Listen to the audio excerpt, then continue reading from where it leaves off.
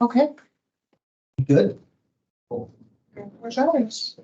My second. Okay. Silver and brownies running.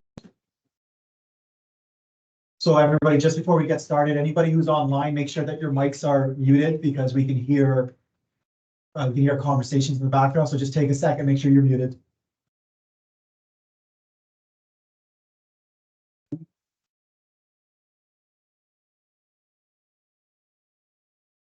And Nancy, you're online, Steve. I just need to go on with the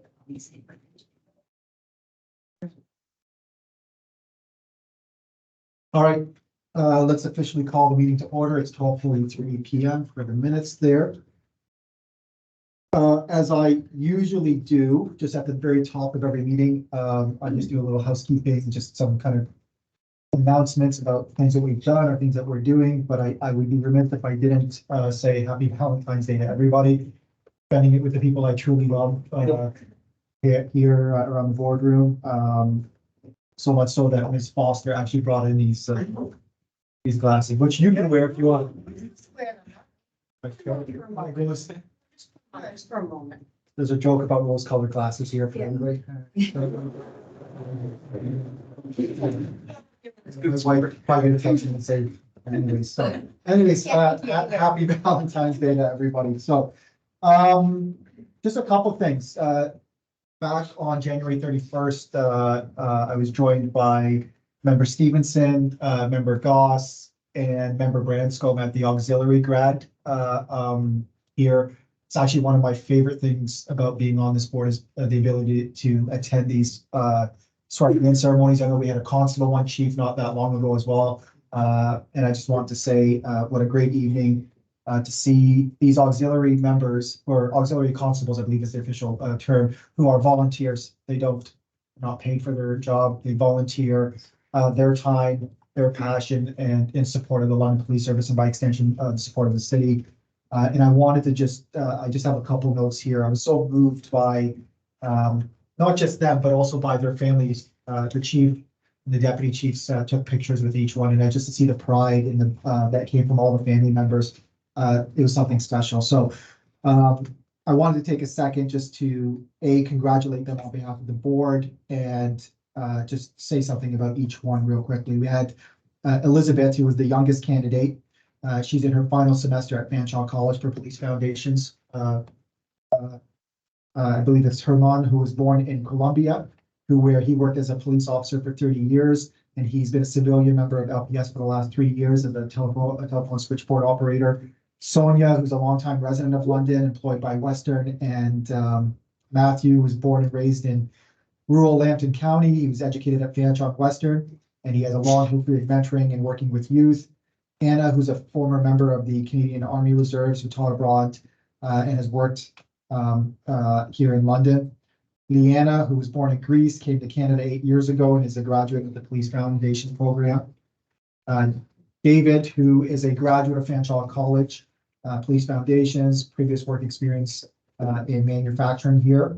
Tyson, who's a lifelong resident of London, competitive baseball player, works in management within a local business here in London. And then Steve, who's an experienced tradesperson in plumbing and fire protection and works in the city of London. So you can see the reason I'm talking about that is you see that these people reflect the city, right? They come from different backgrounds and different professional areas and different walks of life, but they all are united in the common cause of wanting to volunteer and dedicate themselves in furtherance of the London Police Service's auxiliary officers. And I just want to say thank you to these incredible individuals for the support of this organization and how they contribute not just to the service, not just to the city, but to the community as a whole. And so to them, you have our gratitude and our admiration. So, and with that, we do have just the Louis Carré Awards is coming up. Jen, can you remind me exactly? That's next week, I believe, right? From tonight, 6 to 9 p.m. I think. Anybody can congregate longer than we're accustomed to. 6 p.m. start, and this year it's at RBC Place. And if you need to attend, if you wish to attend, you need to register because it's a little more formal. Because it's not in our classrooms downstairs. The event has grown because of You know, lots of great, community interest and, lots of the media comes and gives us good plugs on that. And it's just a really terrific event that sort of finishes off Black History Month, celebrations in the city.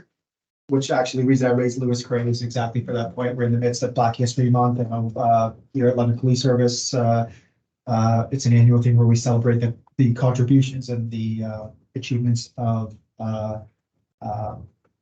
individuals from the Black community, Black police officers, and a lot of the so Lewis Craig, which is probably one of my absolute favorite events to attend every year. It's an evening where you go in and you feel inspired by just the quality and the character and the caliber of individuals that work within the service there. So real quickly, Jen, if somebody wants to register, where do they go? Is it online? I'm not sure if it's online, Okay. but it's, there was an email sent out. So why don't we do this? Maybe we can tweet out from our police board account. We can tweet it out, and if anybody's interested, they can go there. I will, despite how much I love going to this thing, I won't be there this year. So Vice Chair Walker has graciously will be bringing greetings on behalf of the board, and thank you for that. Yeah, it's great, fantastic. Okay, with that, let us move on through the formal agenda. Agenda item number 2, do any members here have any conflicts of interest, disclosures of interest that they need to make? If so, do so now. Seeing none. Do any of the members have any new business that they want to add to the agenda? Seeing none. In your package, you have the minutes of the January 18th, 2024 public meeting. If there are any revisions, deletions, additions, subtractions, please let me know. Yeah, Member Goss. So that's moved by Member Goss, seconded by Vice Chair Walker. Anyone opposed? Seeing none, that is passed. Moving on to agenda item number 5, which is the 2024 police governance membership fees. In your package, you'll see that there are the membership fees for OAPSB in the amount of $7,162.46. OAPSB Zone 6, which is $75, and then CAPG, which is I tried to make a note of reading out the acronym. CAPG is the Canadian Association of Police Governance, in the amount of $5,202, for a total of $11,615.46. And then also you have the additional fees there at $6,500 for 2022, $6,595.27, $75 and $5,100 respectively there. So I'm looking for a motion. I have a question. Yes, go ahead. Are these in line with, Say again. so like I see we have 2022 here in 2023, I noticed the increase. Has it been a steady increase every year? Is this comparable, or has it been, is it been a considerable jump since 22 to 23? It's actually, if you take a look at it, Member Goss, thank you for the question. You'll see actually a little bit of a decrease, right? If you see the total I'm looking amount, down here for memberships in 2022 and 2023, so 7162, just in these years, I noticed the jump from 22 to 23 from PSB. yeah, sometimes you have an annual, Yeah. incremental minor increase in terms of the fees, right? So I was just looking at the amount here. Because it's gone up again, it's 2.5, and then in 2023, it was 7162, in 2022 is 6595. Yeah. So is this in the ballpark? Is this been pretty consistent always? Yeah, It's always an increase. Okay. There was one year that we did, and I think that was the start of COVID, okay, because we really weren't getting much of anything for our money then. There wasn't a lot of stuff happening. The only one that hasn't seen an increase in probably 5-10 years is the small one, the Zone 6 membership. It was 50 for a long time, and then it went up to 75. But regularly, there's a 1 to 2 to 2.5% increase on the other two larger ones. The reason you see a reduction from 23 to this one on the CAPG, the Canadian Association of Police Governance, is because we overpaid last year, so it's not really a reduction. We just got some money off of it. And so to your point, Member Goss, yeah, there's a little bit of a variance potentially every year. You see, that's generally speaking, you'll see that with a lot of things. We see a minor increase every year. So it's actually, there's a little bit more expensive this year than the year before, right? So the numbers are good. gotcha. Yeah. Okay, so thank you, Chair. Okay. All right, so we're looking for then approval to pay the amount for OAPSB Zone 6 and CAPG in the amounts of $7,162.46, $75, and $5,202. So whatever that totals up to. All right, thank you. So that's moved by member Goss, second by Vice Chair Walker. Any questions with regards to paying those bills? Debate, discussion, seeing none. That motion is carried. Thank you. Agenda item number 6, the SIU investigation. Looking over to you, Deputy Chief Esty. Thank you, Chair, and through you. So the report before you is submitted in accordance with the Police Services Act, requires that the chief report to the board following investigation into incidents involving an officer who becomes the subject of investigation by the Special Investigations Unit. The purpose of our investigation that follows the SIUs is to review the policies or services provided by the service and the conduct of the officers involved. In this case, the SIU reported on an investigation into the actions of one LPS officer during the arrest of the suspect on March 11, 2023. In that report, the director concluded that there was no evidence of a criminal offense committed by the officer. An investigation by our professional standards branch followed into the related procedure and the conduct of the officers involved, which found no evidence of misconduct and determined that the officers involved had adhered to relevant LPS procedures. Subject to any questions, that's all my report before the board is received. Thank you, Deputy Chief Bastide. Members, any question for Deputy Chief? Member Goss. More on SAU investigations in general, through you, Chair, to the Deputy Chief. Are we seeing a reduction in time in terms of the length of investigations that SAU is taking with these files? Or has it been, say, up, down, consistent? Would you be able to shed some light there? Chair, through you, I don't have that off the top of my head. I think it's, my observation would be that it's decreased slightly, but I have to check my numbers on that to be sure. Thank you. For your second. Thank you. Good. Paul? No, thank you. Any other members? Any questions for Deputy Chief Bastide on this? Okay, seeing none, I'll need a motion that the board receives for informational purposes the SIU report. I need a mover and a seconder. Moved by member Stevenson, seconded by member Goss. Anyone opposed? Seeing none, that is carried. Before I move on to the other thing, based on this real-time work by our administrator here, I can tell you that the registration for the Louis Correa event is closed because peak numbers have been reached. So speaks to that, right? And so Beyond they've expanded it. which is great, especially in light of the fact that we moved to RBC Place as well. So that tells you kind of about the event, right? So next year, get on that early, I guess. And then the other thing I forgot to announce up top was Mayor, who's with us right now, has to step out at some point. I think you have some other community engagement that you have to be at, right? So I just wanted to let you know that he'll be slipping out at the shortly. So, okay, moving on to agenda item number 7, which is collection of identifying information in certain circumstances, which is OREG 58.16. Looking over to you, Deputy Chief McIntyre.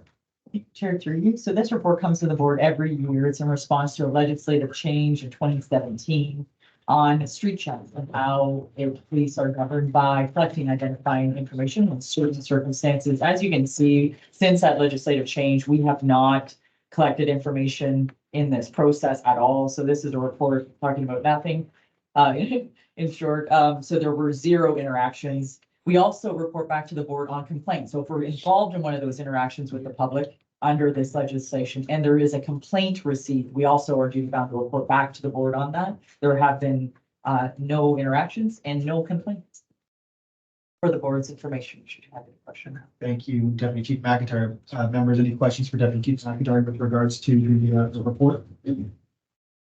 I'll move it, Chair. Thank you. Moved by member Goss, seconded by member Stevenson. Anyone opposed?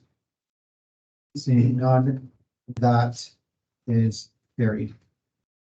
Deputy Chief Bastide, agenda item number 8, which is the 2023 sexual assault investigations report. Over to you.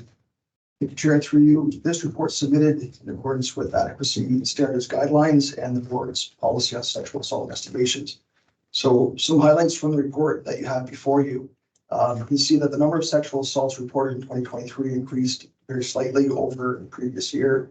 But 254 of those cases received in 2023 met the mandate of the Victim Advocate Case Review Program, which is a committee made up of community partners from with expertise in the sector, who advise us and review cases to provide feedback and ensure transparency and accountability with respect to the investigative process. That committee reviews cases that are concluded with no charges laid. The number of sexual assaults reported annually, you can see in the table, since 2019 has increased year over year, anywhere between this past year to a high of 22%. But during that same period, the number of cases meeting the mandate of the review program has averaged around 43%, with a variation of about 10% or less. So that number is fairly constant in terms of it overall. Post-pandemic rates of review by the committee increased sharply to around 78% for 2022 and 2023. You can see on the table that in earlier years, the first year that the committee reviewed cases, that number was 26, and then during COVID, the pandemic, 2020 and 2021, was only one case review for those years. At that time, the committee, again, which is made up of community partners, our role with respect to the committee is to facilitate providing them access to investigative files and things they need to do the review. The decision was made to start with data going 2020 or cases from 2022 forward. So those cases that had not been reviewed were left and we picked up again 2022 forward. So you can see for us, I think what this says that the work, first of all, there's lots of work the community partners are putting into this to review cases, but the number of cases in relation to the actual number that we are that meet the mandate being reviewed as it increases above 75% is it gives us some confidence that that oversight piece is being performed to the benefit of our ultimately our ability to investigate and be transparent. I will highlight too that the committee does make recommendations or will make recommendations when needed, and however, as you can see on the report, they were done received. Subject to the questions, that's the report and what the first received. Thank you, Deputy Chief Bastine. I'll open up the questions, starting with Vice Chair Walker. Thank you for the report. I just wanted to clarify the numbers. So there were 587 sexual assaults reported. In 2023, that's correct. Yeah. And of these, 254 met the mandate for the case review. That's correct. Okay. So why did the others not meet the mandate, and what happened to that category of individuals? So the number meeting the mandate is cases where charges were not laid. So the remainder of the cases would have been at least one charge laid. Okay, that's really important. And I just also had one last question. So there were 254 cases then that did not meet the mandate. That's correct. So what is the rationale for that? Like, given it's so difficult for women to come forward and report in the first place, how is it that so many did not meet the mandate for charges?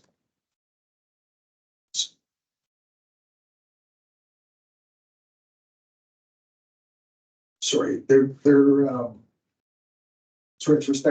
just want to make sure I understand the question. In terms of 254, why is that so high given that I don't.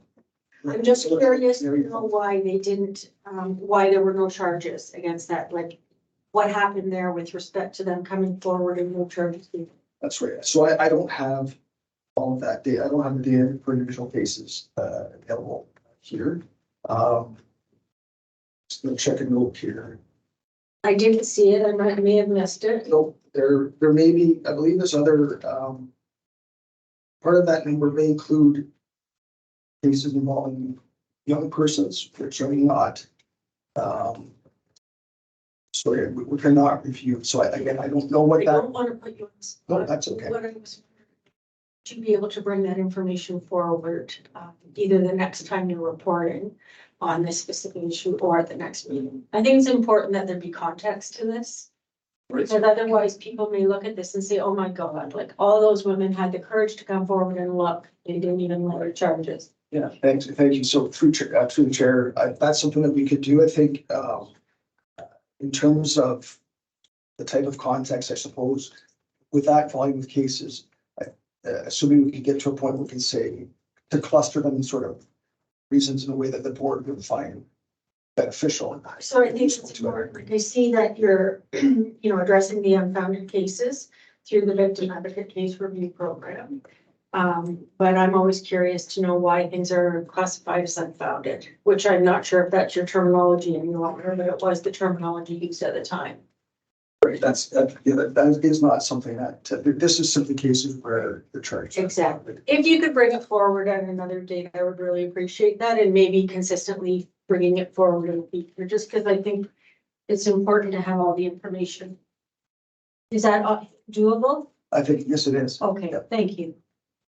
Do I have to make that motion or just? Potentially, hold that thought for a second. Okay. Member Goss. Yeah, so actually, if we could hold the motion, because I want to expand on what Member Walker had actually said, because I had a lot of the same questions and I have a lot of circles on my page here for reviewing this report. And actually, I would like to, excuse my ignorance, but I would like to learn a bit more about this program from the experts that are administrating it here at LPS. So what I was wondering, Member Walker, with your support, if we maybe put a motion forward to have the leader of the sexual assault investigation task force come forward to the board so that they can maybe give us a bit more information on that and answer any particular questions. If that would be I something. think it's great to have it's a committee structure, and so invite the entire committee. One could be a spokesperson, but I think it's important that everybody know who they are.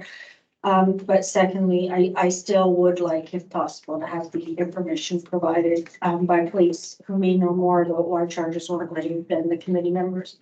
So can I ask a question then to Deputy Chief Bastine? So if it appears that there's a desire to have you come back to provide a supplemental report or a new report, I don't know if we want to identify, to your point, Member Goss, whether it's a specific role or whether we just want Deputy Chief to bring back the appropriate individuals to us. Well, the deputy, sorry. Go ahead. No, I didn't mean to interrupt you. My apologies, but I'm a bit more keen to speak. Like the deputy chief has a lot in his command, and he does a great job presenting here. But I wouldn't mind chatting with an individual who deals with this on a daily basis. No, I'm with you. What I'm saying is instead of we go to the deputy chief and say, you bring back your team leaders, instead of saying we want to speak with this specific. Yes. My apologies. Absolutely. Yeah. Yes. Whoever the deputy chief thinks is best to come to that That's- command is yes. That's what I'm saying. That is my intent. Thank you. Okay, and then they'll come back into further to Vice Chair Walker. We'll then bring that detailed information that we're looking for. Yeah, that's all. That's what my interest is, the detailed information. Okay, so, okay, before we go to the motion, Chief, go ahead. And just for clarification, Chair, and through you, just help me understand this if I'm on the right track, Vice Chair Walker. Of the cases that the group has reviewed where no charges were laid, you're looking for an explanation as to why no charges were laid, correct? Yes. Okay. And then there's also a number of investigations where the group did not review. And I can tell you, those investigations were outside the mandate and Yes, I understand. you understand that. Yeah. for reason, okay. So part of the review committee is to ensure that the police are doing thorough investigations, looking at potential areas where policy changes are required. So from a macro level, once the group has reviewed the cases where no charges are laid, and if they haven't identified any areas of concern, that case subsequently remains closed at that time. And so you're looking for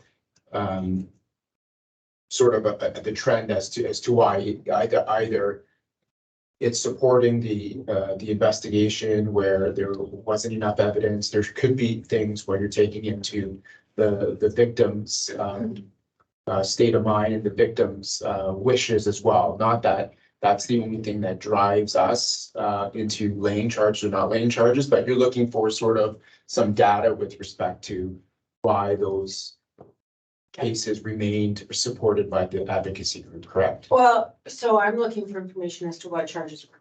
And the advocacy group I know looks at that too, but as you can see, they've got 254 of those cases meet the mandate. And I'm not sure how many people are on that review committee now. It used to be, there were very few, and these cases were taking a long time to go through.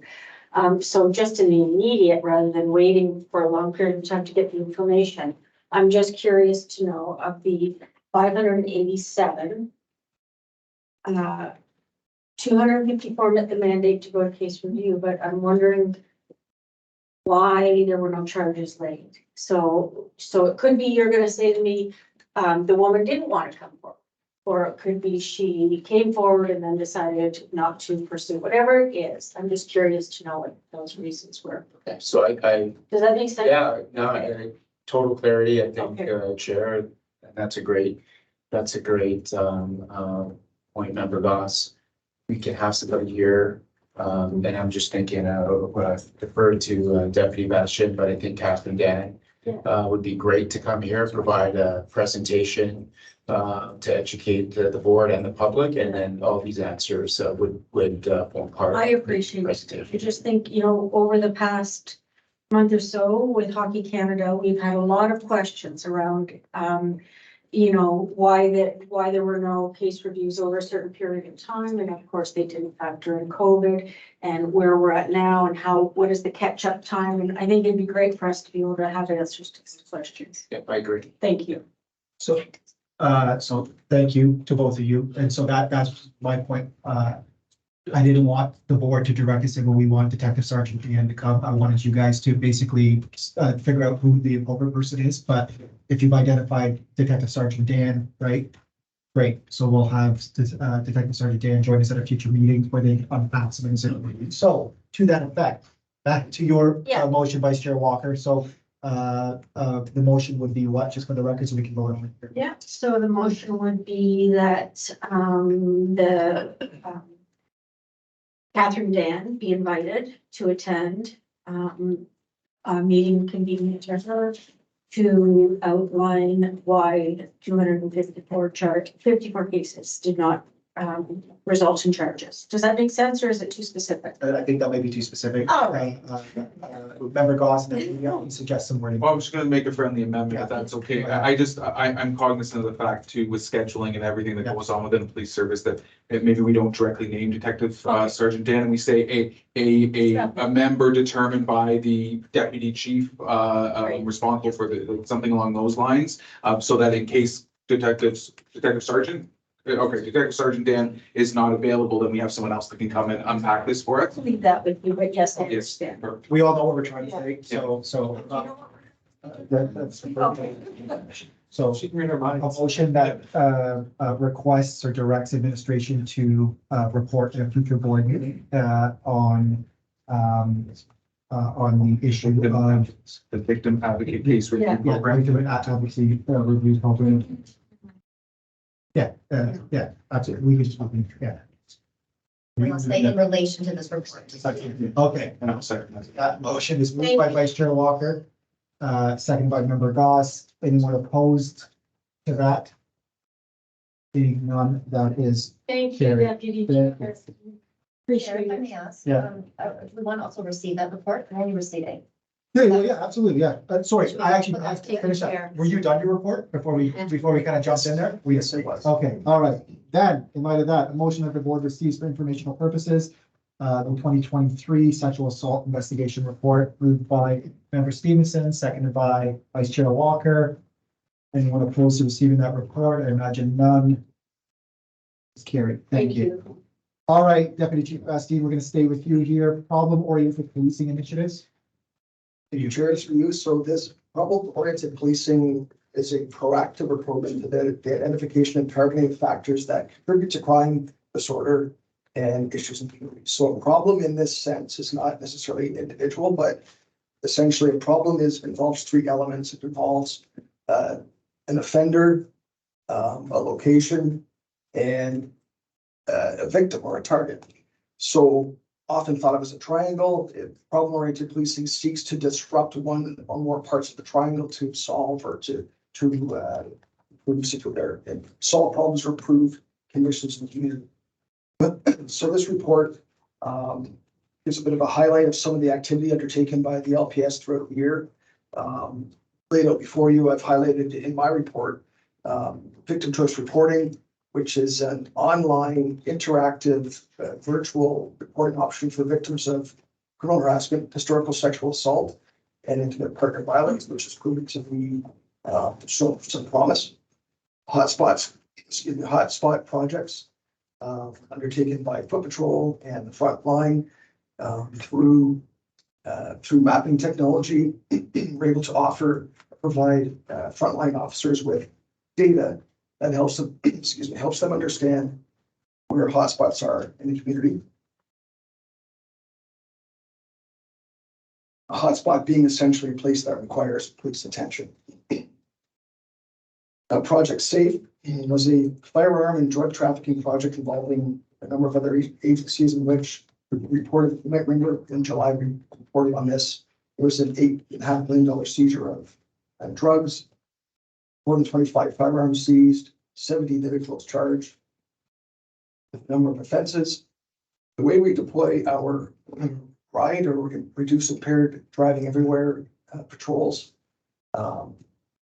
historically had been sort of up to individual officers' discretion to deploy to certain areas that they saw as perceived as trouble spots or their favorite places to go. Now we deploy those based on data.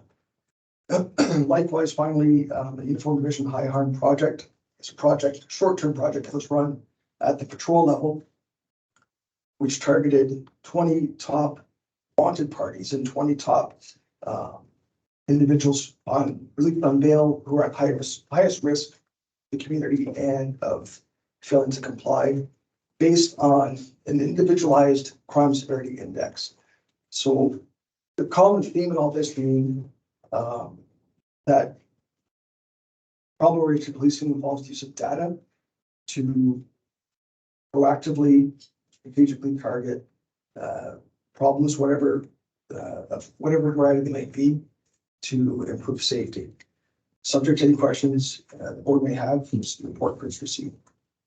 Thank you, Deputy Chief Bastine. Members, any questions for Deputy Chief? I see Member Goss. We'll start there. Through you, Chair, to the deputy, Project Safe in particular, I was reading in the report that it ran between April and June of 2023. That's such a short period, Deputy. How come that wasn't extended further?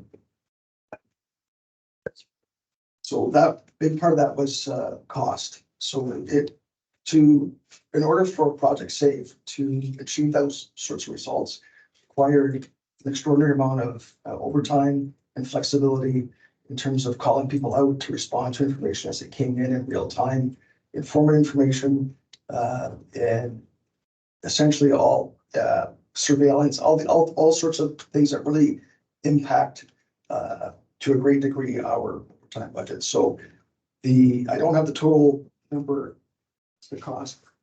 So the cost for that project alone, Deputy McIntyre sharing with me from her recollection was that it's around $300,000 to put that project on. And of course, it also involved commitments, similar commitments from our partner agencies to achieve. Supplementary, if that's okay, Chair. Thank you. So it goes without saying that doing this type of place is not cheap, but I guess let me ask you the return on investment. What was the assessment that's been done?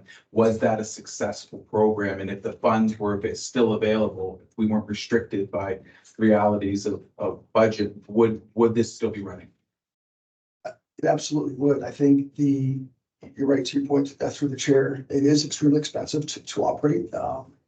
Just because for a number of reasons. Again, some of them which I mentioned, the surveillance, all the support that goes into providing information to officers at the front line of a project like this. Data technology, pulling information from cell devices, all those sorts of things. I think I don't have longitudinal or sort of follow-up recidivism or reoffending information before me with respect to these 70 individuals who were against whom charges were laid. But I believe if you look at the sheer number of individuals, 26 of those firearms, 22 of those firearms were handguns, which we know pose, a greater threat to not only our officers, but also the public when they're out and about in the community because of the ease with which they can be concealed and carried. I think, again, absent that information on where those 70 people are now, just knowing if we had that money, the ability to mount a project like that on a regular basis or recurring basis, we certainly would. Will you indulge with additional follow-up? Yeah, go ahead. So, Yeah, absolutely. so these type of projects are taking high risk, very dangerous individuals. They're helping combat that. They're making these type of projects are making our city safe. What really struck me was the creativity of these programs, the innovation when I was reading through this report, and the fact that it actually shows how good our rank and file is in this service and the work that they do. But what really bothers me is that you're telling me that this is making our city safer and we ran it for 2.5 months because of cost. That's correct. In terms of the intensity that was put behind targeting these offenders in this way, that's exactly what it was. Thank you. Thank you, Chair. Thank you, Member Goss. Any other questions by members for Deputy Chief Bastine? All right. Sorry. Yeah, I'll just say thank you for the report and I'll move to receive it. Thank you. So that motion that the board receives for informational purposes, the 2023 problem-oriented policing initiatives report, moved by Member Stevenson, seconded by Member Foss. Anyone opposed to receiving that? I imagine none. That is carried. All right, Deputy Chief Bastine, agenda item 10, 2023 crime call and public disorder analysis report. Thank you, Chair. It's review.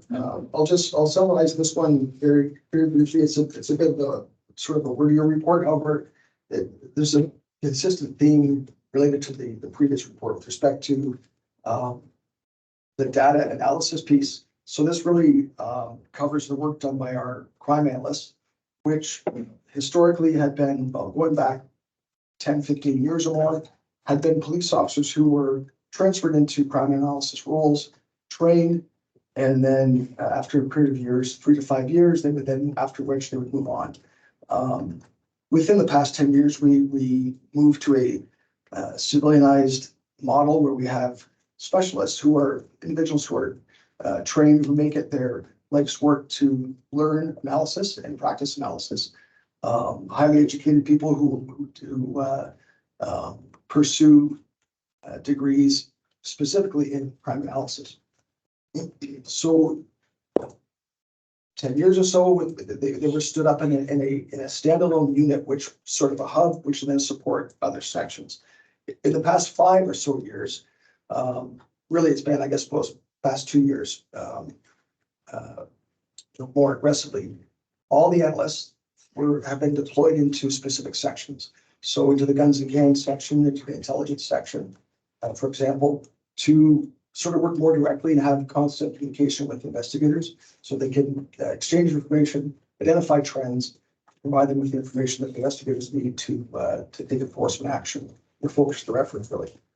So really, again, it's to, their purpose is to ensure, seamless sharing of crime information and delivery of analysis reports or products from frontline criminal investigators and to senior command as well. One aspect I'm looking over at the evidence-based policing focus in corporate, just sort of give a shout out to the data quality standards, that piece that has been something that the analysts have focused quite a bit of energy on to improve the data that we collect so that we can make better use of it and make better decisions based upon it. Subject to any questions the board may have, that's the report first received. Thank you, Deputy Chief. Members, any questions for Deputy Chief with regards to his report? Seeing none, can I get a motion to receive for informational purposes the report? I'm gonna look online, see Counselor, Member Layman will get you to move that, and then Member Branscombe. Second, yeah. And I got Member Branscombe seconding that. Anyone opposed? Seeing none, that is great. Okay. I believe this is the last one for you, Deputy Chief Steen, the service complaints report. Thank you, Chair, it's for you. There are two, I'll summarize two service complaints in the report you have before you. The first, on July 7th, 2003, service 2023, a complaint was referred by the OIPRD, the Office of the Independent Police Review Director, to the LPS for investigation. That complaint alleged improper investigation and bias against the complainant based on the eventual outcome of a series of calls that the complainant made for service over the course of 2 years. So chronic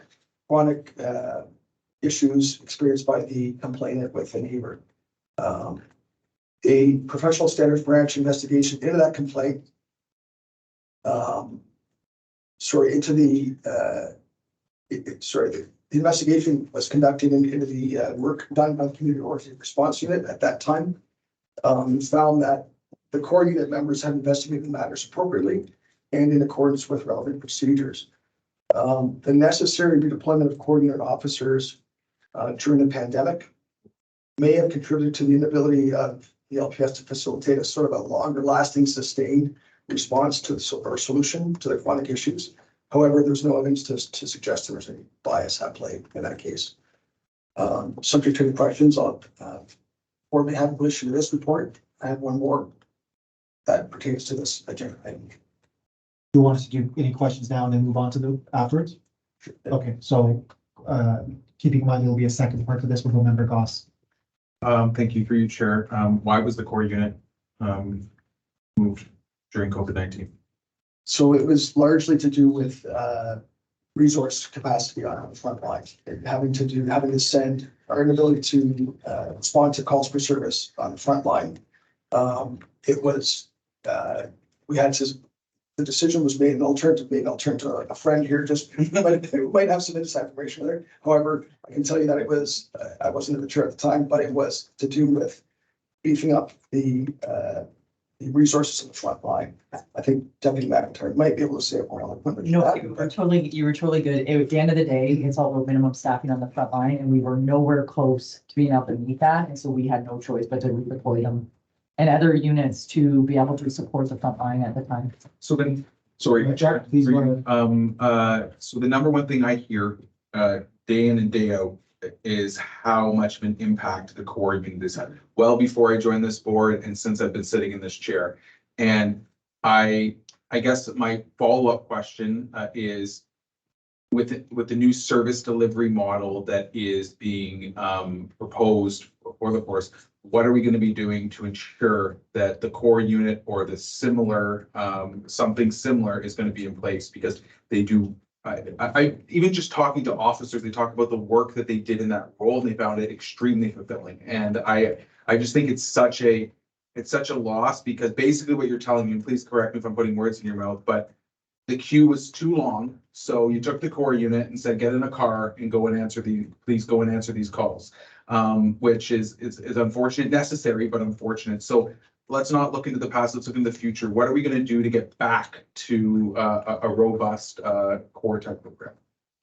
So when we have more officers and able to deploy in a way with new service delivery model on frontline patrol, we expect to be able to influence things like response times, number of calls that are waiting in the queue to be serviced, and get to a point where we can focus more of our efforts, whether more of our efforts on front line to proactive measures, proactive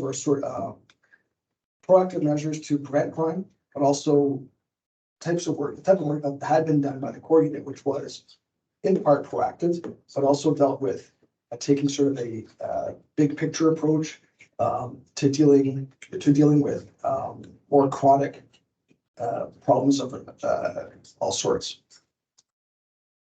Ultimately, another way to say that is repopulating the core unit So again, numbers, we know full well that the work that the core unit does, we know that our officers who work there do find it enjoyable. We know that key stakeholders in the community, whether they be residents, business owners, people who come downtown, people who use city facilities, people can't go very far without finding somebody who has either been involved with the core unit or has seen the work that unit does. What it has done over the years has changed. There were, there are, at various points in its history, it targeted different things and responded to different problems. However, the key similarity throughout has been the proactive and sort of targeted approach. They have folks in that unit have the ability to not to answer the radio as we use it to chase the queue, so to speak, but to really invest, speak with people, communicate, develop relationships, and solve problems in a way that is sustainable. Thank you. Any Chief, yeah, go ahead. Thank you, Chair, through you. I'll just say the multi-year budget and the service delivery model change and the way we're moving involves repopulating core for that purpose. So you can't repopulate core unless the multi-year budget. Well, I'm just crinkling away here. Thank you, Chair. So thank you, the deputy, thank you, the chief, but I'm getting a little sick and tired of the London Police Service being held together by gum and the spit and the hard work and sweat of our members and everything being whittled away because we can't control the queue. So I want to ask through you, Chair, to the chief directly. Yeah. Will this new, I'm sorry, I know it sounds like court and that's not what it's meant to be, but yes or no, will this new service delivery model solve this problem? Because I don't want to be back here in a year and a half. Should the new service delivery model be implemented and the budget be passed, and still hearing that things like the core are not able, we had to put more people in the cars because we can't control the queue. I need it like a very clear answer. Will this be fixed? Because I'm hearing that Londoners are fed up. I'm hearing that people are really upset that the core unit's not there. They did a lot of great proactive work. So I guess through you, Chair, Chief, do we have that assurance that this will be fixed? Thank you for the question. And Chair, through you, I can assure you that if the multi-year budget is approved, we want to get to work right away. And part of that work entails putting our system in place that needs change. It involves hiring immediately, as quickly as we can, the officers to staff the front line and to staff the new service delivery model and the repopulation of core. And it will fix the call queue. This multi-year budget was put in place with all of that in mind. And I will say that our core officers have traditionally done outstanding work, but they are not the only ones doing the work. The whole organization, we have good people in the organization that are doing fantastic work. And to your point, the organization's being held by gum. We all want to get to work, but we need to get the budget passed. We need the budget supported by City Council before we can do any of this work. So one more follow-up to development, Chair. You're going to use lawyer analogies. I'm going to hold you to that. Okay, and this is the last one, but I want to come back to this point because I want to pick up on something you said. I want to be very clear that my frustration is not directed at the men and women on the front lines because frankly, they're burning the candle at both ends, and we're seeing the outcomes of that. And what happens when we have people on stress leave, when we have people off duty sick, when we have people, just when we have lack of morale. So I guess I really want to ask you, Chief, that I get a question a lot from a lot of people who know that I sit in this chair and say, okay, the chief's talking about hiring new officers like you just mentioned. Can you train them? Can we get them there? Because I asked if we're going to fix this. And again, if we don't have the people, it's going to be hard to. But are you confident that we can get these people trained and get them trained in time and in the targets that we've set? I'm 100% confident. Chair, through you, apologies. Just 100%. Yes. Thank you. That's all. Thank you. Any further questions with regards to the report? Seeing none, motion that the board receives for informational purposes, the service complaints report. Need a mover for that? Member Stevenson, seconded by Member Lehman. I saw his hand pop up there online. All right, anyone opposed? Seeing none. That is carried. Okay, couple panel reports real quickly. The anti-racism advisory panel, met on February 7th. Chair, I think it was a. Oh, yes, because remember when I said first part and we'll come back to that? Yeah. You got distracted by the cringers. Yeah, go ahead. So this is another service complaint referred by the OPRD to the LPS for investigation. This involved an alleged failure to respond to a 911 call in a timely manner, alleged error in not laying a criminal charge in relation to the incident that led to the call, and a failure on the part of an individual officer to promptly respond to a voicemail message. So PSB investigated this complaint, determined the call for service was appropriately prioritized in the context of other calls demanding a more urgent response, and that the decision-making with respect to not laying a charge was sound, appropriate. The investigation did establish that an officer involved did not return a phone call promptly over the course of several shifts, but that behavior did not constitute misconduct, and instead was addressed by way of performance management. So subject to any questions the board has, this is the report that's received. Thank you. Questions? Yeah, sorry. Yeah. What does it mean when you're saying that it's being handled the way of performance management? Can you maybe go into that, because we are in the business of public service, so I didn't like that in the report that it wasn't done, and hey, we all make mistakes. I get it, but how is that handled? Can you elaborate a bit more on that? So, right, so that's distinguished from the disciplinary process, so it's not considered misconduct in a case like this. Is simply in a case like this, in this context, these particular circumstances with this particular officer involved, the most appropriate way to deal with it was by simply documenting, speaking to the officers, reminding the officer about the importance of good customer service and what people expect, and that's essentially it. In through you, Chair, so just to confirm, there would be documentation of that. That'd be internal within the employee. That's what it's separate, right? Non-disciplinary, however, it's part of coaching, doing better. That's right. Perfect. Thank you. That's all. Any other questions? Okay, now we'll do that again. If the board receives for informational purposes, the service complaints report. I don't remember who moved it. Steve, Is it Steve? Susan and Steve. All right, so member Stevenson, seconded by member Lehman, and then again, nobody's opposed to that. So we don't, so disregard the first motion, which is have the second one, apply for both, right? So, okay. Agenda item number 12, anti-racism advisory panel met on February 7th. Just as you recall, first Wednesday of every month. Three main things. Panel received the terms of reference from the board that was approved at the last meeting. Number two, provided their insight and suggested areas in relation to the Ontario Human Rights Commission framework to address systemic racism in policing that was provided to the administration.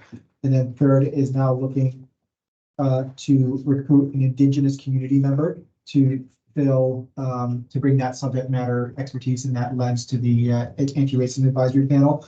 And we'll be looking to request another board member join the panel, but that'll be a conversation for another day. So that's the ARAP report. I don't know if anybody has any questions for me on that.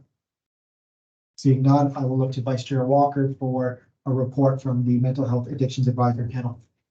thank you so much. So the committee met on February the 7th. We had a really good and productive meeting. Many of the individuals who sit on the on MHAP are subject matter experts, either by way of lived experience or their work in the field. And so we did confirm our terms of reference with no changes, and we're at the point now where the focus is truly on action. So you'll see coming from MHAP soon a lot of recommendations and action items. And a subcommittee was established to work on specific areas of action. So it was great meeting. Thank you, Vice Chair Walker. Any questions for Vice Chair Walker with regards to MHAP report? We'll receive both reports. Thank you. Moved by member Goss, seconded by member Stevenson. Anyone opposed to receiving both reports? That is carried. Ms. Foster, administrative verbal update. In the interest of time, I have just something very quick. I just wanted to, I know the community and members of the media and such would probably be interested on the work that we're doing preparing for the new Community Safety Policing Act, which is coming into force April 1st. And I looked up the date, our last legislation was enacted 33 years ago. So we know how much policing has changed. We know how much our communities have changed in that length of time. And just wanting you to know that we are doing many things, training, we are rewriting policies. We are doing all kinds of things to prepare for the new legislation that's coming very, very fast.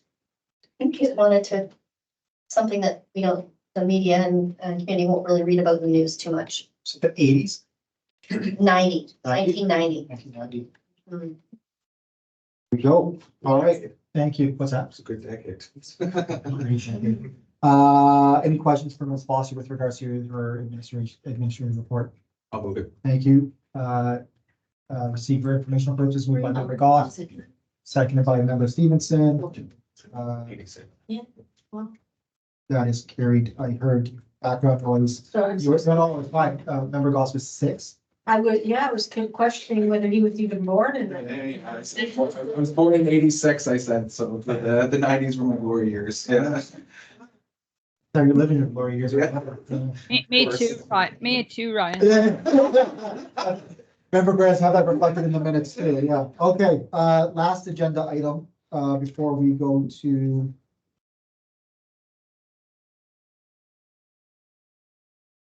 Yeah, I'll give a really quick, chair verbal update. I was gonna skip it, but whatever. I'll just want to give everybody a quick update on the deputy chief recruitment process. You recall that, the board made a decision, a little while back, I can't remember specifically when, to recruit a third deputy to the London Police Service.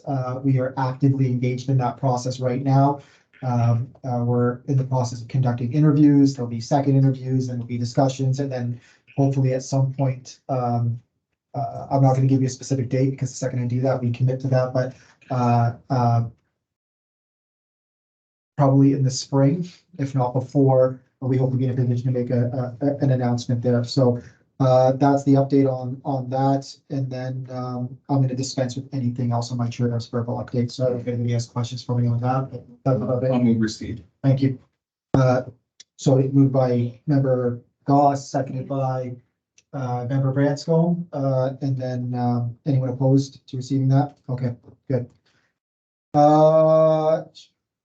16, National Summit on Combating Auto Theft. I'm going to look to you, Chief Trump, to provide us a report. I know this has been in the media, national media, local media, right? We're looking for some information. Maybe you can provide us a report on that. Sure.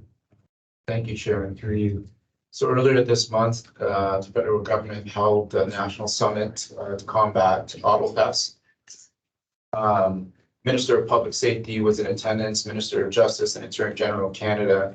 Our Solicitor General, Minister Kersner, was in attendance. Provincial, territorial, and municipal industry leaders from across Canada were in attendance, along as well as police leaders. And the purpose was to address the growing challenges of auto thefts and the rise of violence that accompanies auto thefts across the country. We're seeing significant increases in this crime, and the announcement of support from the federal and provincial government in terms of funding to combat this crime.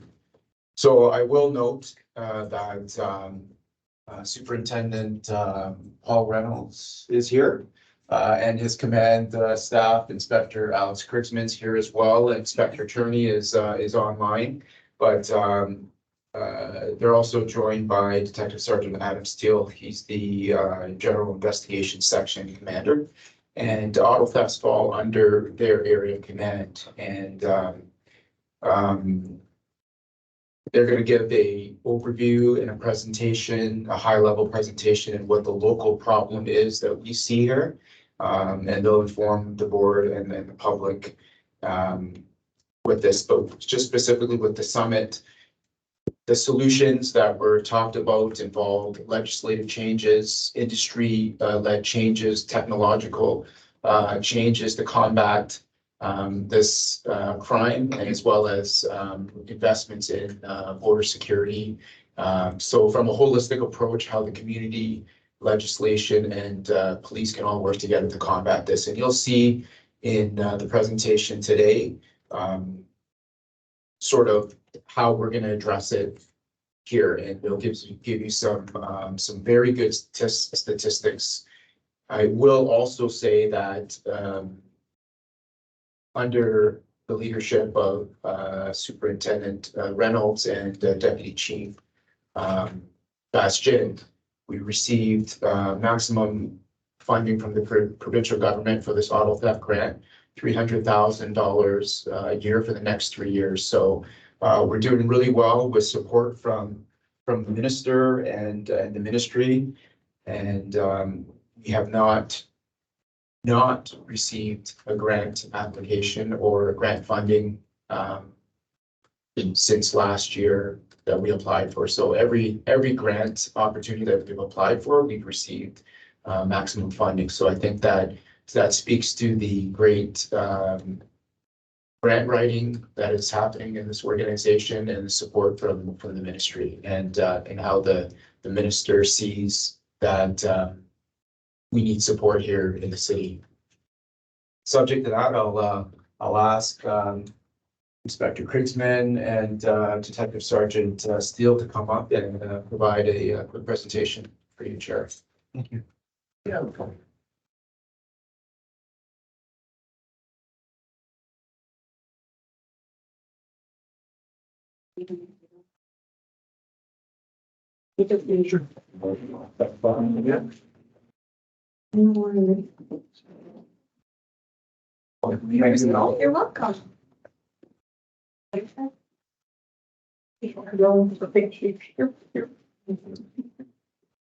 Thank you very much. When you're ready, gentlemen. All right, well, thank you, Chief. I think the chief stole all of my speaking notes for my opening remark. I'll chief. So, what he said, no, my name is Alex Craigman, and I'm the detective inspector overseeing the investigative services branch here.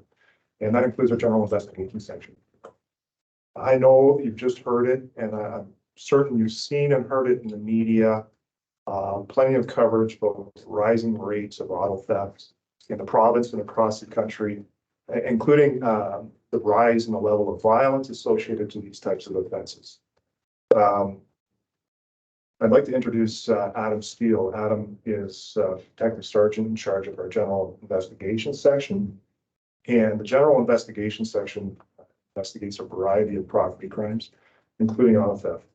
And Adam has prepared a presentation for you here today to give you a synopsis or a summary of what the trends have been here in the City of London, what the current situation is, some challenges facing us as we investigate these types of crimes, and also some of the initiatives that we're engaging in moving forward.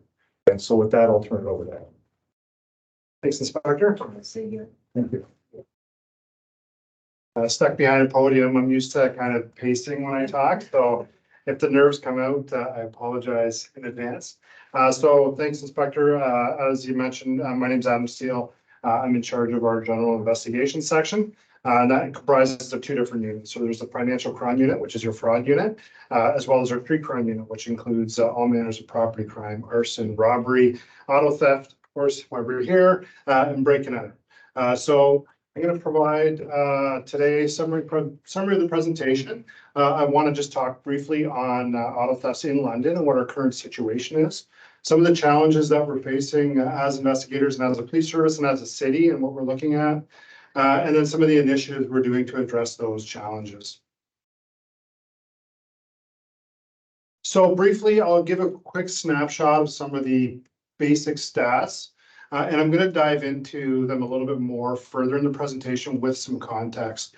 So year over year, this is what our multi-year comparison is for total auto thefts inside the City of London. And I included in there an estimated value. Now that estimated value is based on a lot of this is a subjective input by the officer. So you'll see 18 million for 2019. I can't explain why that number's so high, but it could have very well been error on the officers in terms of inputting the value of the vehicles that were stolen. But you can see year over year, for the most part, it's pretty consistent in London. And in fact, last year was probably our lowest year over that 6-year comparison, but it hovers in the 1,200 to 1,000 range. But how does that compare to the province on a whole? So in terms of auto thefts per 100,000 people as a population, we're actually considerably higher than the rest of the province year over year. I apologize, this stat says 2022, the previous slide said 2023. These stats are pulled from Statistics Canada and those haven't been reported yet. So I only have up to 2022 for these stats, but you can see in terms of our trend, we stay relatively consistent around the 300 mark. We dropped down to 285, 262 in 2020, and the Ontario rate is climbing, which is widely reported in the news. You can see that auto theft is becoming more of an issue provincially. Okay, so you need to look a little bit further into the context of that. And this slide will provide a little bit of context as to what's going on in London. So you'll see in 2018, we had 32% of our vehicles that were stolen were recovered. And then that dropped back down to 27% and hovered around mid-20s. That 2018, there was a crime trend going on where there's a number of vehicles that were stolen inside the city and they were dumped outside the city and they were burnt. So there is an explanation for why 2018 is higher. I would hazard a guess if I looked further back into our stats, we would see that our recovery rate, or our not recovered rate, hovers around the mid-20s, 20%. However, when we look at 2022, 2023, our recovery rate is actually gotten worse. So now we're not recovering 34% and 37% for 2023. So to me, that's indicative of some of the trends as to vehicles being stolen for profit versus some of the other offenses that they're being used for. And I'll dive into that again when I get into some emerging trends and what we're seeing, and that's consistent with the province. Okay, so individuals charged. So when we're looking at how many people we're charging in London per 100,000 population, you'll see, again, we start to drop. 2018, we had 44.25 people charged, and now we've dropped down to 28.59. So that is alarming. And again, I'm going to provide some context for that. But still, relative to Ontario, we're still on average charging more people than the rest of the province per 100,000. Okay, so this slide touches on that same topic. I just want to note that in this slide, this is only for where auto theft is the primary offense or the most serious offense. So if a stolen vehicle was used in a robbery, it wouldn't be captured in this slide. However, it is consistent when you do pull that data out and you look at it. So again, you can see our total number of people charged. 2018 was 194. 2023, we're down to 101. So you'll notice 2020 is where that starts to really drop off, right? So total charged went from 183 in 2019 to 2020, where we dropped to 128, and it's kind of trickled down slowly from there. And so to provide some context to that, obviously that's when when the pandemic hit, and we started seeing a lot of our challenges on the front line in terms of workload. So traditionally, in order to arrest somebody and charge somebody with auto theft, it's an offense that's usually found committing. So it's done by proactive police work on our front line. Great work done by our frontline officers who will stop somebody either in a stolen vehicle, or they will catch somebody in the act of a break and enter or a robbery, and they'll be in possession of a stolen vehicle. So from my experience, because of the increased demands on the front line, their inability to conduct a lot of proactive police work, just due to the volume of calls and the nature of the business, we're seeing a trickle down effect in terms of how many people are we actually charging with auto theft. So what are some historical motives for auto theft? And I break them down into two kind of categories. There's the not-for-profit motive, and then there's the profit motive. So typically and traditionally, what we've seen throughout, I've seen it throughout my career, and I'm sure the other officers in the room can attest to this. We've seen auto thefts that are being used for other offenses, and I touched on that: robbery, break and enter. You steal a vehicle and you go to a convenience store robbery. Dismantling for parts, so chop shops. We've all heard that term. Joyriding. Those are probably your heavy hitters, and would explain why we're in the 70% range for our recovered vehicles, because they're being used for these quick offenses, joyriding, and then they're being dumped. What we're starting to see, and this is kind of explains why we're now not recovering those vehicles as much, and I go back to that slide on the recoveries, is the re-VIN and sold on the domestic market for stolen vehicles, and increasingly the exported to foreign markets by organized theft groups. So we're starting to see that trickle into London, and that's evidence over the last 2022 and 2023 stats that we're not recovering as many vehicles. So sticking with the emerging trends, it's well known nationally that luxury SUVs are the most frequently targeted vehicles for smuggling overseas. Beginning in 2021, I came into the office in 2022, and I had some stats pulled towards the end of that year. So I've got some stats from 2021 and 2022 based on the luxury SUVs specifically. And I'll say that our crime analysis was able to pick out a series of overnight blitzes where a number of high-end vehicles were stolen within a short period of time and within a concentrated area within the city. So in 2021 and 2022, we had a total of 17 Toyota Highlanders and 24 Lexus RX 350s that were stolen in these blitzes. Of those vehicles, only 9 of them were recovered, so significantly less than what we traditionally see in terms of recovery. We see 70% of vehicles recovered, however, these ones are not. So why? Because it's falling in line with the provincial trend of vehicles that are being stolen and they're being shipped overseas. The vehicles that we did recover, they were actually recovered in London at South End hotels, and several of them were recovered in Guelph along the 401 corridor, which to me indicates they're likely on their way for shipment overseas.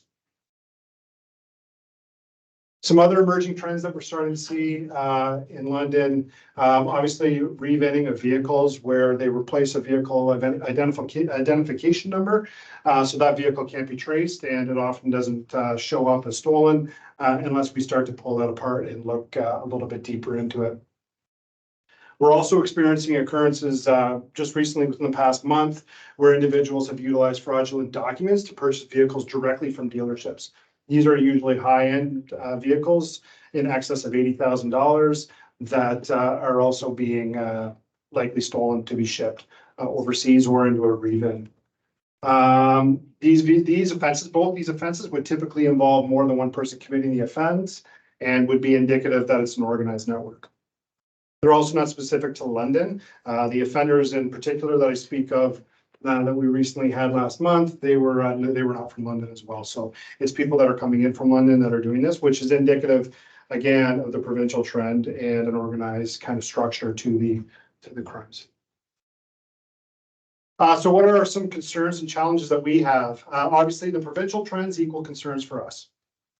The rising number of thefts across the province is a concern in and of itself, and that is directly related to increased victimization. Public safety is obviously a number one concern for us. It's the increased use of violence and weapons is a trend that we are seeing across the province, and we are monitoring that actively inside our office as well. And then obviously that leads down to overall feelings of safety for the public. Citizens' concerns that they no longer feel safe in their communities or even in their homes. Some of the violent incidents that we are seeing across the province includes armed carjackings, as well as home invasion style robberies where they're going in to break in and steal the car keys directly from the people that are in the house. And of course, rising insurance costs. Challenges of combating auto theft for police. So some of the challenges that we're running across is that these are organized, sophisticated auto theft crime groups. So they're multi-jurisdictional, so that requires a little bit higher level of response in terms of coordination amongst police services. There's modern technology in many of the new vehicles requiring, different, they can hack into the vehicle to steal it. It's just a little bit more difficult for us to investigate.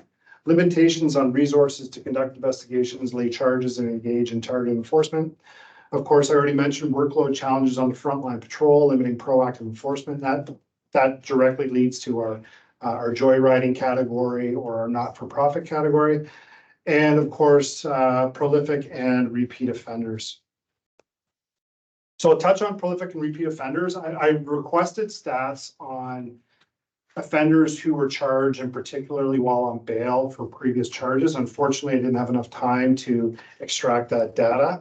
However, I will touch on some of our most prolific offenders. So from 2017 to 2023, there was 18 repeat offenders that were identified, and they were charged or cleared otherwise in 242 auto theft related offenses, which is approximately 10% of all of our offenses related to auto theft. They were also suspected in 48 additional incidents. So you can see from the top, I know it's a little, I apologize, I had to black out some names, but if you look there, you'll see the very top one. They were charged or cleared in 23 different incidents, and they were a point of person of interest or suspect in 7 additional. Okay, so what are some initiatives that we are undertaking currently at LPS in regards to combating auto theft in London? Currently, we have a member that has been seconded to the Ontario Provincial Police Organized Crime Towing and Auto Theft Team. I'll call it OPTAT just to keep it simple. And that's began January 1st. In addition, the chief already mentioned it, we received Province of Ontario Preventing Auto Theft Grant funding for the next 3 years to help address local needs. That grant is going to support a multifaceted approach that we are going to initiate. So that includes awareness, analysis, enforcement, and technology. Going to involve human resources to analyze and address auto theft and conduct enforcement, equipment to disrupt, investigate, and prevent auto thefts, training for LPS members to enhance their ability to disrupt auto thefts, public education and awareness to promote auto theft prevention, and hopefully increase feelings of safety. Okay, so Project Safe Auto is something that's kind of spinning out of that auto theft grant. It's a series of initiatives that we're using the grant money for to monitor bail compliance. So who are our people, or who are our heavy hitters, who I already showed you, that are currently on bail? We're going to be increased monitoring on them. Crime analysis to identify auto theft, crime trend hotspots, and inform targeted enforcement activities. Acquisition of additional equipment to support investigations and auto theft prevention activities. Acquisition and distribution of crime prevention materials for education and awareness. These are currently on order. Development of auxiliary constables to distribute crime prevention messaging, which I will show you in a moment, and corporate communication media messaging on crime prevention and target hardening. I'll share that last week, members of our corp comms.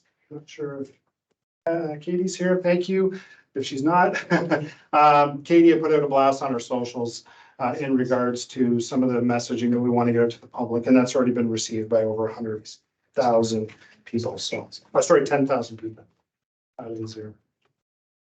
And this is the copy of our crime prevention postcard. So we're going to have at our Masonville Community Engagement Center.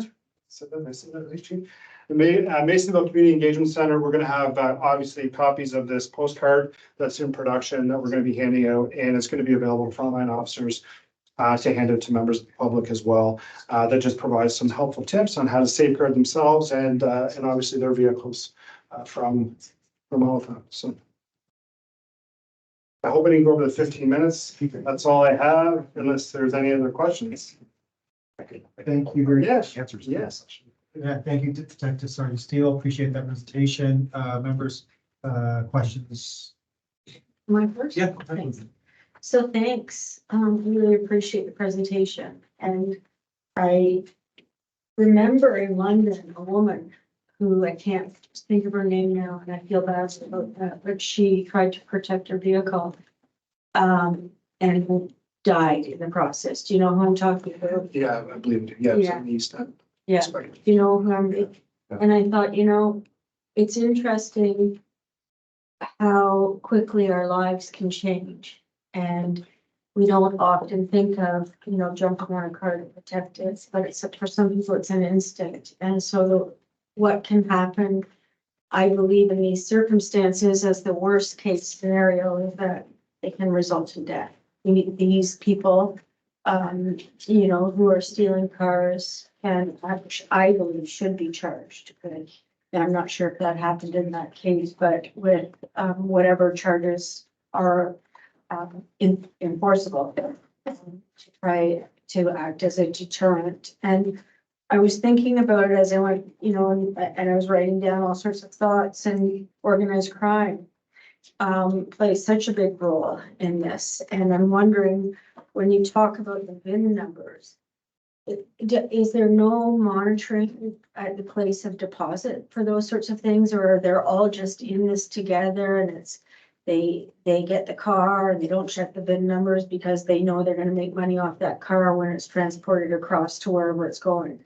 The VIN numbers, when a vehicle has been re-VIN'd, it's sold on the underground market. So it's sold, so it'll be a, you know, it could be at an auto body shop that, you know, does half their business that's legitimate, and maybe some of their business is not legitimate, and they're re-VINing vehicles, and then they're selling those under the black market to people that are sometimes aware and sometimes are not even aware that their vehicle's actually been re-VIN'd.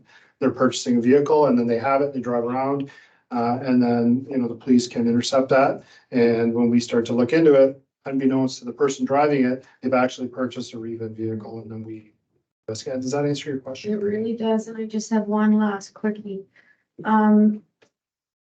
You talked about insurance, and I know that insurance rates change from area to area in London and most municipalities, depending on crime rates in that specific area. That would probably be relevant to this, right? Like, do you see that the insurance rates change Well, you know, as police, we don't really involved in get insurance? too far into what people are paying for insurance. I mean, we're obviously aware that these types of offenses are affecting people's insurance rates, and, you know, every single one of us pays for that, Yeah. unfortunately. And as far as, you know, talking about the specifics of how has that impacted insurance rates in our area is probably the question For the insurance agent. for the insurance agencies. Definitely, there must be an impact. I do know there is, actually. I don't, just not sure how it works, but I know that there is, because I've had to pay increased insurance costs depending on where I live in the city of London. But my question around that is really because we have this multi-year budget being tabled, which is meant to create a safer London.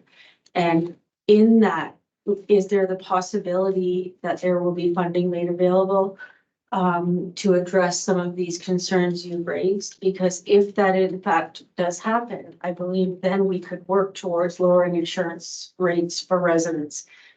Maybe that's just Pollyanna, but I'm just trying to think of how we can address the concerns of individuals who are victims of these crimes, while knowing that some of those victims of crimes may be killed trying to protect their property. Well, yeah, sorry. You go ahead. I'm just maybe rambling. I'm sorry. Yeah, no, that's okay. And I don't, you know, obviously I've reviewed I've looked at the budget and I've read it, but I don't have an intimate knowledge, you know, certainly that our senior command has. But I know that embedded in there in terms of community safety and looking at increasing and bolstering the front line and enhancing our ability to respond to victims of crime and investigate crimes on the front line will have an impact in terms of how we respond to those not-for-profit auto thefts that I'd mentioned. And I kind of touched on that category where we have 70% that are recovered. And then if we look at how many people we're charging, that number is coming down. So if we have more officers, it stands to reason, and I may be speaking, you know, my opinion through my experience on the job. If we have more officers that are available on the front line to respond to calls for service, they'll also have more time to do proactive police work. And in that proactive police work, they'll be able to, you know, monitor for stolen vehicles, do, you know, section level projects in the uniform division in which they can address and target auto offenders through bail checks and those types of things. So I think there's a that's number. an important point, because that is so prevalent that people need to know that at least there's some hope that it's going to change. And I just have one very quick last question, which is around, you talked about joyrides. So how is street racing? Because that happens in my neighborhood a lot, where they're screeching, you know, where does that fit into all of this? In terms of street racing, I'd have to defer to our traffic management unit. Oh, that's With not regards- related to, No, and I would say that most of the street racing that is going on are people that actually, and again, I would have to defer to our traffic management to provide better context on this. But I would suspect that it's not related to stolen vehicles, that it's more people that own their vehicles, they've conducted modifications to their vehicles. And then they engage in these illegal street races or ripping up and down, yeah, so. thanks so much for your presentation. I really appreciate it. Thanks, Chair Walker, Member Goss. Thank you, Chair, and through you. Thank you for the presentation. This was excellent. And I wanted to note that I was very impressed with the recovery rate in London. I thought that was quite high considering. And with everything you hear out in the media right now, a lot of people have no hope. I think that vehicles aren't coming back and they're gone. They're on the ship and out of the country. I wanted to ask, why are we higher than the provincial average when it comes to auto thefts? And does it have anything to do with the fact that we're on the 401 corridor and it's easy access for the cars out of our area? And it's a two-part question for you.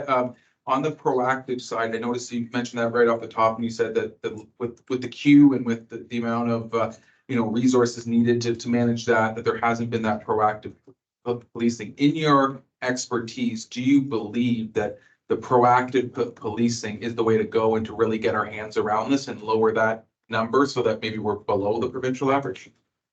I think I can speak to the proactive piece. Sure. Absolutely. I think it'll be an impactful factor. The ability for us to deploy officers, conduct proactive checks in neighborhoods, at dealerships, mall parking lots, say during the course of their patrols, I think is very valuable. Sorry, if I can interrupt you right there, just because I thought you said something very important. I want to underscore because I hear this a lot. A lot of people say, I don't see police in my neighborhood anymore. They're too busy going from call to call to call. So what you're telling me is from that proactive nature, we're going to start to see more cruisers coming through the neighborhoods, doing these checks, finding these cars before they're out of the market. Well, I firmly believe, based on my experience anyways, that when you have more time available, where you're not servicing a call, that you can engage in those types of proactive activities. So short answer, yes. Second of all, I think, the ability for us to commit more resources to crime prevention initiatives, to hopefully prevent these things from happening at the outset, through crime prevention officers delivering the message, of course, our social media and our media office, us getting out there as investigators to say, these are the things that you can do to target harming yourself. Those are all valuable components too. So I think it's multifaceted. In terms of your first question, I think that would need to be analyzed a lot deeper in order to determine exactly why London is experiencing at a higher rate than the rest of the province. One of the factors that may be considered in that, and again, it's just a small piece of the puzzle because there may be a number of factors. But when I point out the prolific offenders that was in the slide, they're responsible for a high number of the auto thefts that have gone on over the past 7 years. How does that compare to, prolific offenders in other cities? I don't know. There would need to be an analysis done or a breakdown done. So I don't have the answer to that, but, there's a number of factors I suspect that could lead to that. I'm sorry, I was just going to say it. I do think that London's geographical proximity to the major artery that runs east to west of our province is a factor. And I say that anecdotally, similar to what I would say about London being hub for human trafficking. It's convenient, right? You go east to west, you're in and out of the city in a hurry. So if you wanted to steal a car to market it, let's say overseas, and you needed to get it to a port, it's quick, it's gone. But I mean, we have a relatively high recovery rate, as you pointed out. So what that tells me is that people are stealing cars in the city, using them for other means and then dumping them. Now, having said that, the rate of unrecovered vehicles is rising. So it's also telling us more of leaving the city. So all a roundabout way to say, absolutely, I believe geography plays a role. Thank you, Chair. Thank you. Thank you again. Thank you, both gentlemen, for the presentation. Appreciate it sincerely, incredibly it's nice, not nice, but to get a local data and information to what is a national story, because when I see the headlines, we talked about it in a national context, you see there's the summit on combating this, and I'm glad that, thank you, Chief and Deputy Chiefs, and for you, to bring some local feel to that, right, so, yeah. I thought it was fabulous. Yeah, thank you. Really Thank you for your, yeah, appreciate it. Thank you very much. Okay, so, appreciate that, and with that, so maybe a motion to receive that report. Moved by member Goss, seconded by member Stevenson, seeing no one opposed. Moving on to the very last, item in the agenda, our next, public board meeting is Thursday, March 21st, 2024. Check the Twitter feed or whatever it's called now. What's it called? X. Formerly known as, and the details and packages. And with that, I need a motion to adjourn. Moved by, you a lawyer? You're a lawyer? All right. He's like, you in the room. Maddie's here, we're good. Yeah, motion to adjourn. I'm gonna. Yes. Okay, I'm gonna count that little bump as you moving that motion there. Yeah, Second by perfect. Member Doss, second with no one opposed, that is carried. Thank you, everybody. Thank you. That is today's meeting.